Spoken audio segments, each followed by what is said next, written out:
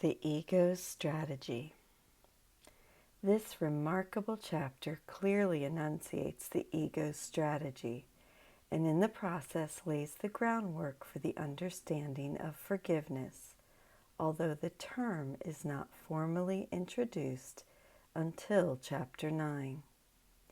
As I have mentioned, A Course in Miracles' unique view of forgiveness cannot be understood without a prior understanding of projection and the ego's plan of making a body and world to keep us perpetually in a mindless state. Since the oneness of God's Son as ego and Christ is in the mind, Jesus leads us beyond the fragmented world that makes separation and differences real, undoing the belief in their reality that prevented our return to the mind where real choice is and learning occurs. To prevent this learning, which is really the unlearning of separation, the ego develops its strategy of mindlessness. We begin with this simple statement of the ego's fear. True learning is constant and so vital in its power for change that a Son of God can recognize his power in one instant and change the world in the next. That is because by changing his mind, he has changed the most powerful device that was ever given him for change. This helps us understand A Course in Miracles in a nutshell, exposing the ego's motivation for its strategy of making us mindless, negating the mind's power to change its previous decision and choose against it.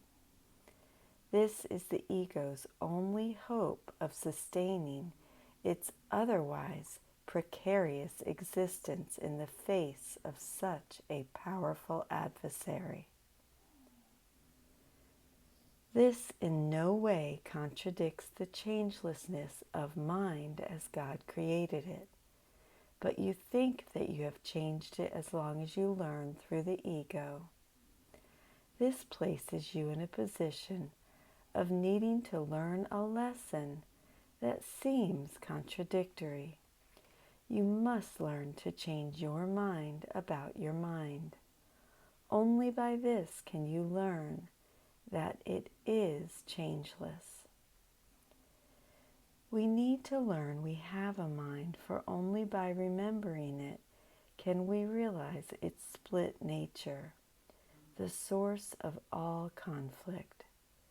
Since conflict is not external, as projection would have us believe, we must recognize the mind's power to choose between the ego and Holy Spirit, changing our mind about our mind.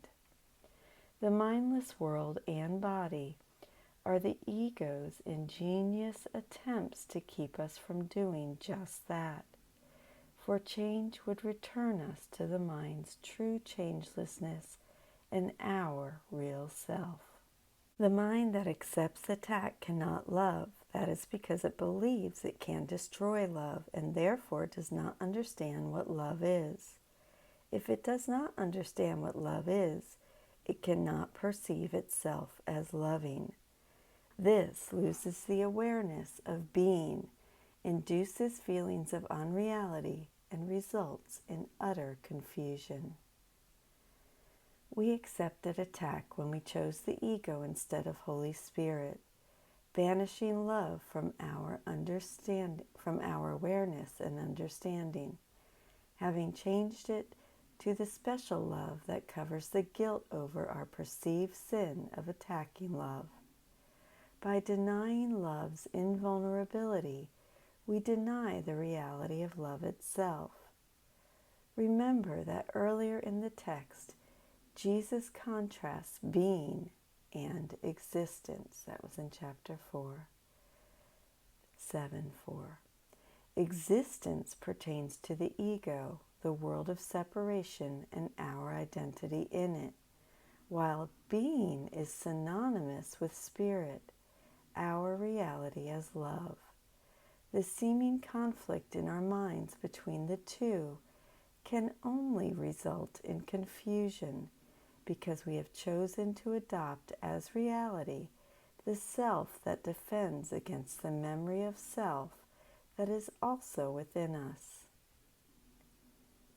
Your thinking has done this because of its power, but your thinking can also save you from this because its power is not of your making.